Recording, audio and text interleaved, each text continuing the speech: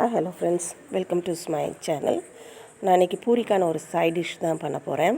அதுக்கு பெரிய வெங்காயம் 3 பல்லாரி எடுத்து அரைச்சி வச்சுருக்கிறேன். கொஞ்சம் பூண்டும் இஞ்சியும் அதுவும் நல்லா கிரைண்ட் பண்ணி வச்சுருக்கிறேன்.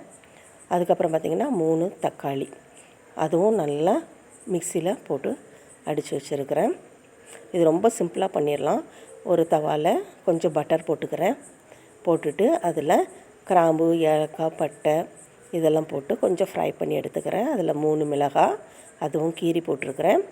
அது கூட பார்த்திங்கன்னா நம்ம அரைச்சி வச்சுருந்த இஞ்சி பூண்டு பேஸ்ட் அதுவும் போட்டாச்சு. அது வதக்கி கொடுத்த பிறகு வெங்காயம் பல்லாரி அரைச்சி வச்சதும் போட்டு நல்லா கொஞ்சம் அந்த பச்சை வாசம் போகிற வரைக்கும் வதக்கணும்.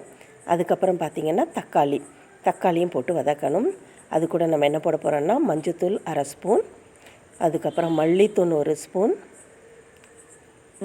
வத்தல் 1 ஸ்பூன், அது கூட கொஞ்சம் கரம் மசாலா அதுவும் போட்டு நல்லா வதக்கி கொடுக்கணும். பச்சை வாசம் போடின பிறகு கொஞ்சம் அவிச்சு வச்சுருக்கிற பட்டாணி கடல் சுண்டல், வெள்ளை சுண்டல், கருப்பு சுண்டல் நீங்கள் தனியாக கூட போட்டு அதில் ஆட் பண்ணிடுங்க.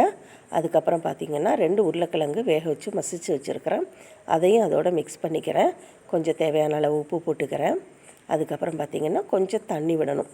ஏன்னா எல்லா காயிலையும் மசாலாவில் உள்ள பச்சை வாசனை எல்லாம் போடணும். கொஞ்சம் தண்ணி விட்டு அதையும் நல்லா கொதிக்க விடணும். அதுக்கப்புறம் லாஸ்ட்டாக பார்த்திங்கன்னா கொத்தமல்லி இலை, புதினா போட்டுக்கிறேன்.